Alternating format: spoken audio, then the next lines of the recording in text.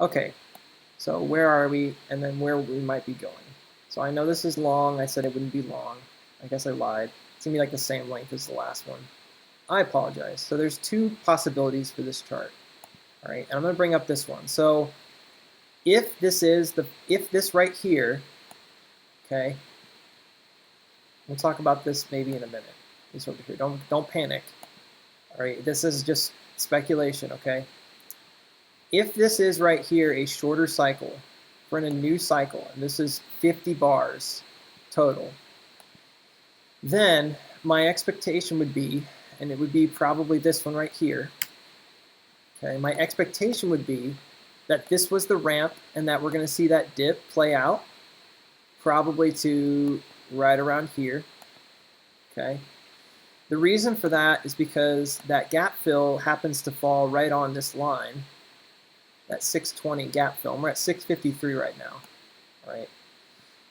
It happens to fall kind of right on that line, which is sort of right where this thing would probably bounce. So if, this is an if this right here was the breakout, was the first breakout right here, just like we see here, broke down out of the wedge. If this was the first breakout, and then it retraced above the triangle, it's normal then to go back down into the triangle or past the wedge. It's happened almost every time. So here he went into it, down past it, back up through it. And we're talking about the point of it, right? So if this is, it's completely normal now to just basically not respect the wedge as much. It does respect sometimes. Look right here. See where that candle ends? Right on that line. All right, but then the next one just kind of goes through. It rests on top of that line, perhaps, if we were to draw this out a little better. All right, and then it kind of bounces off and goes. So we might see this, could happen a lot of different ways. I don't want to be like too, you know, like, hey, it has to happen like this. Where is my line thing? Why can't I find it? There we go. It could be that we come down to test on that line. We break up. Maybe we even like rattle a bit through here and then go out. So it could just be like this, right? All right. Stop it. There we go. Yeah, and then we make a little dipper. Of course. Just ignore this part. I just forgot to hit double click. So yeah, we go up and then we go loop-de-loop. It's just so funny. But no, maybe we do this, okay? Maybe instead we hit this and we really go above and then we come back down and then we go. All right, it doesn't really matter. This is a possibility. And if this happened, then my price target would be somewhere up here. Now, I know I said that we want to get higher highs, and I think that this is a respectable level to try to reach in the beginning.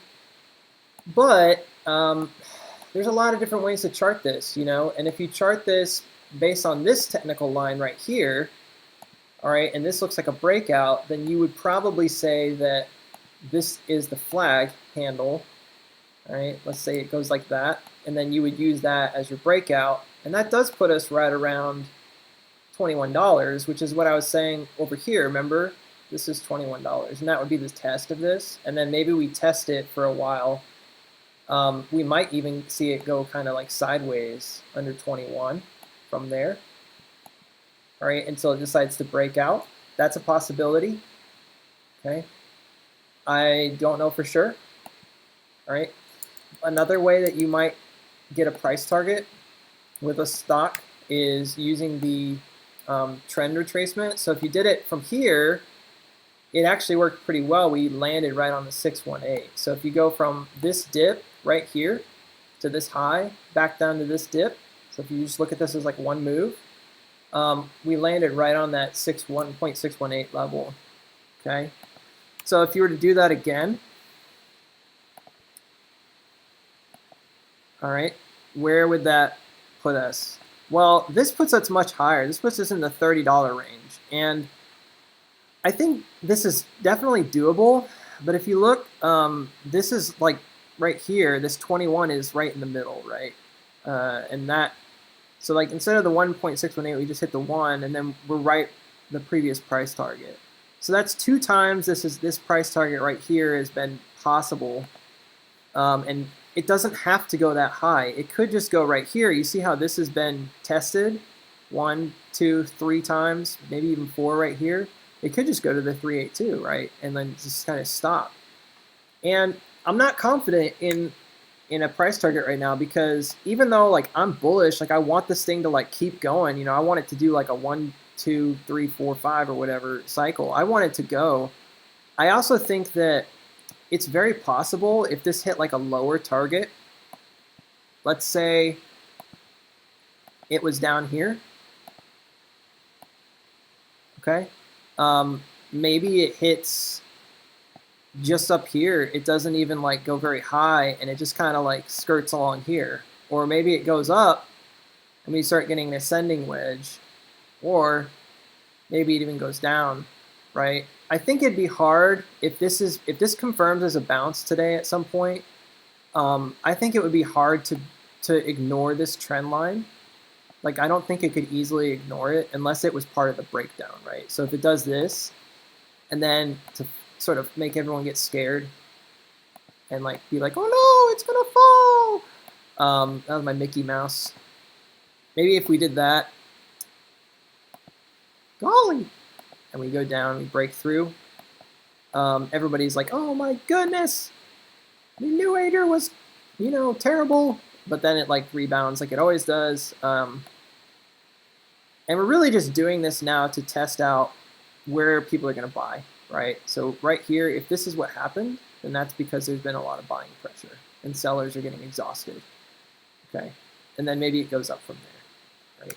There is a bearish scenario here, and I don't like, obviously want to panic anybody, but I do want to be fair.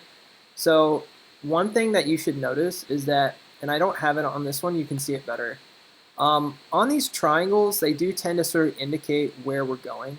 Like you see how this gets more and more extreme of like a downward angle. It's like, it's very curved, right? Curvilinear. So here you have this sort of up, it's very strong, and you still have an uptrend, right? And if you look at some of these major trend lines, it's also helpful.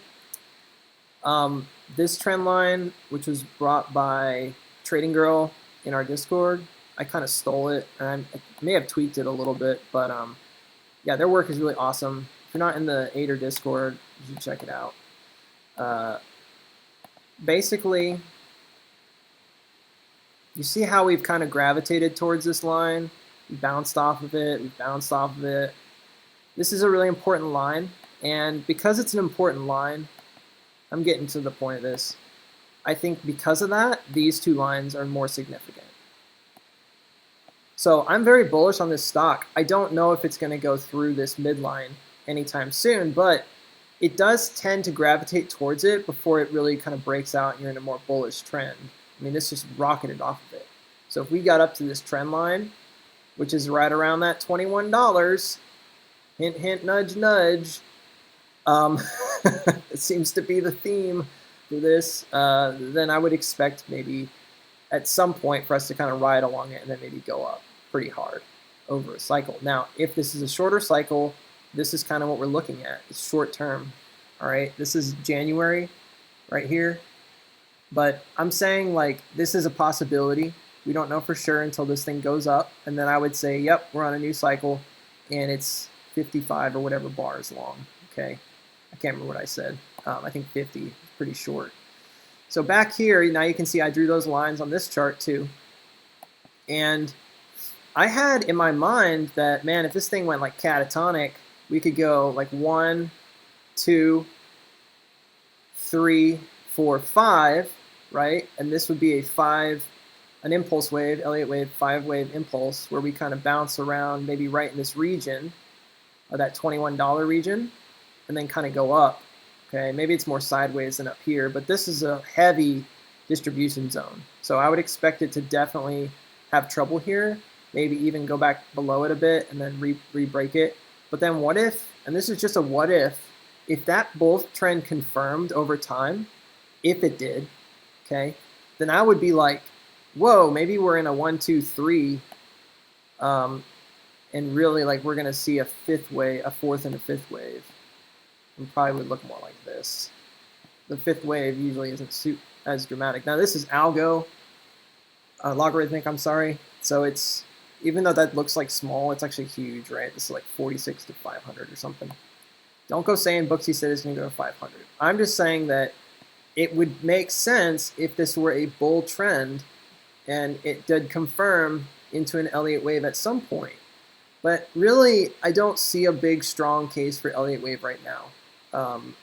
Maybe this could be thought of as like an A, B, C correction, but C hasn't gone down past, and I don't really think that, I don't know if it will. So like my bull scenario for this is like really high. Like I'm talking hundreds, but I do have like a more conservative scenario, which is if you look at this has kind of been like another midline right here. Maybe right here. We kind of bounced off of it just recently. This is one that I'm kind of looking at too, like, well, this could be more sideways, and maybe we just kind of skirt along this $9, $10 range, and just trade back and forth between this zone up here, this accumulation zone, this distribution zone, this accumulation distribution zone, and we just kind of go back and forth between these regions, between this like 40, and I mean, people can make a lot of money in there. But the difficult thing about that is we wouldn't necessarily get a short squeeze unless retail started buying up like they did here, but really in volume like they did here. Maybe we break out. That's bullish, okay? Now, the bearish scenario is that I think this is what the institutions wanted last time. I think that they wanted to have, I think they wanted this zone down here. I think they wanted it to go back into this range. And here's why I think that. Because this right here was a high amount of volume compared to previous, look at that, compared to previous drops. I think that the institution was eager to drop the price and buy in this previous accumulation zone. You can see it kind of skirted here, dropped, and it was just really volatile. This was back in COVID, and then when it came out, it kind of chilled out. And then same here, when it went up to this zone, it was super volatile. When it came out, it kind of chilled out a little bit. Look how mellow this drop is compared to this, right? Look how mellow this is compared to this. So as we get closer to this center line, and you could argue again, it's more vertical. It's more like horizontal, I mean. Or excuse me, it's more diagonal than it is horizontal. But as we get in these regions, it tends to be less volatile. But then here, this was like crazy, right? Amount of volume uptick, so it got really volatile. But my point is that I think personally that they were trying to do this right here. So they had this trend. I don't think they were necessarily expecting it to break out. I think it's always a possibility, right? And maybe that harsh push down here, maybe they anticipated it. That was one of my other theories, was that they anticipated some kind of a big run to reverse the stock. But if they didn't anticipate that, then that means that more than likely they were not expecting this thing to come above this previous trend line. They were expecting something like this, all right? And not have this new trend established. And if that's the case, if you look at this line right here, this line I drew, they were probably wanting to get it back into, maybe on even a different time frame. Maybe it was going to be longer. I don't know. But they wanted to get it back into this accumulation zone to accumulate more like they did here before going up. And that would be like a confirmed kind of double bottom scenario. Instead, we kind of broke into that accumulation zone, ripped out of it, and we landed higher. And it lines up now with this, okay? And maybe you could say that, and it, of course it intersects with this other line because I drew those lines. But you could say that, okay, well, so what? Booksy, like, what does that mean? It means that depending on the institution and how they decide to play this, if they want to buy in, now we have people like BlackRock that are in the stock long now, okay? Remember that. So I still think it's bullish, but if we wanted to just hypothesize, you could say that maybe this is still going to be bearish, and if that's the case, instead of going up off this line, we just kind of ride this line sideways for a bit. And I know you're probably cringing if you're in the stock. I don't like it either, but maybe we do this instead, right? And when we break out this time, it's like, I know a lot of people in the Discord are like, blah, that's never gonna happen. You're wrong. And I'll be like, yeah, I know. I don't want this to happen. This is not what I'm saying. I'm saying if it did happen, this is probably where we would go. Okay, and then we would come back up, and maybe we would run harder this time, just like we did back here. Okay, and then we even run up past this line, and now we're up on above this critical level right here. Okay, that's just a scenario. That's just one scenario, and that would kind of finish maybe what they were trying to do. However, I'm not saying that's going to happen because I am still leaning towards the bullish scenario right now. And the reason for that is that we broke out of this trend line. There's a lot more volume in the stock. We have bullish institutions in the stock now that want it to go up. So they're going to provide some buying pressure. There is one other situation that I wanted to talk about, and I just want everyone to know and be aware. So I drew my line like this, right? I changed it a little bit. I spoke about this in the video, and I said I think it could be that this is a shorter term wedge and that we already broke down. And if that's the case, we're on a shorter cycle, and this would follow through. Either up or sideways, it doesn't really matter. I'm not sure where it lands. There's a lot of indicators saying it might land around $21. That would be great, but it doesn't have to. Like, it could stop very short term. Another thing I want to point out is if you look at this one, all right, this is a big run. And if you look at this run, it was extended, but it also had massive amounts of volume. And look at the volume right now. We haven't really seen any uptick. You know, and I know on this drop, if you look at this compared to the run up, you're like, yeah, but that's not, this is low and this is high. I mean, this isn't a lot of volume, but it was compared to right before it, right? It still was a huge uptick in volume. So that being said, if I were anticipating a bull run, my question is, why didn't we see a big uptick in volume? We're drying out. And I think I mentioned this in the last video that you are seeing here a bit of a mixed bag. You're seeing, obviously, you see this very obvious curve right here. You can draw it with your eyes. It's very green, then very red, but the high bars are green. Right? I think those are your institutions buying in. There's your BlackRocks right there buying in. And you've got some like kind of fake outs where it looks like it's going to start ramping up and then it doesn't. But largely this is very good because we've got more and more frequent. We have more and more frequent green and less frequent red, and we're at very low volume. And that means that the sellers are kind of tired. They're not going to be able to push the stock down more. So then I'm like, well, where is that spike that we talked about? And I guess if it were the case that this is a new cycle now, this is the spike right here. This is the big sell that knocked down the price out of the wedge. And it looked really different than it did over here. But you can see that that is a huge drop down. And then you might say, well, Booksy, what if that is where we left the wedge and it looks more like this or something? Things get really messy if that's the case, because it kind of then looks like we've already broken it earlier. And that doesn't really make a lot of sense. It could have happened. I'm not saying it didn't have to happen, right? It could be like that. And maybe I'm drawing this wrong, and this has actually all been part of this wedge. That's certainly possible. It doesn't really take this into consideration. This could have just been like a fake out, right? And then it needed a retest, and it retested. And here's the problem with, this is one of the limitations of technical analysis, is that I could also take this and just stretch this out like crazy, right?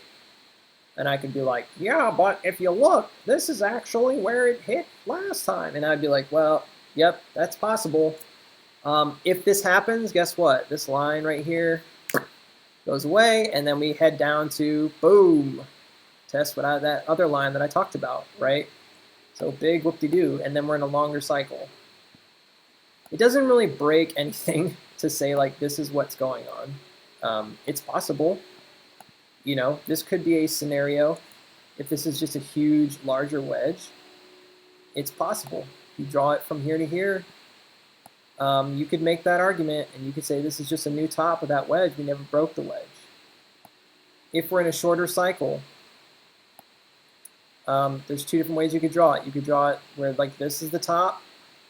This is kind of the way I had it before. This was like a more mild breakout, which would possibly indicate that we may not have as big of a run up because volume's low and it's not coming in really fast on this run up. Or you could draw it back here and say, that this is the first breakout, but it's just very, and it has been pretty dramatic, right? And I think maybe this is a better case to make, and that this was just kind of like a fake out of that zone, or this wedge is just not perfect, right? I mean, that's pretty rare to have it perfect anyways. So maybe it's more like this, all right? And this was a sell-off.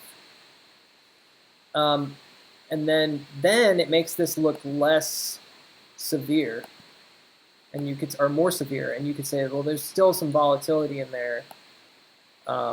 With these moves, maybe we do get a bigger move, right? And this would still match up with that previous line I drew from here, all right? So what does that mean? It means that I just don't have certainty because this thing has changed cycles every 3. It's changed the duration, but it doesn't have to. There's no rules.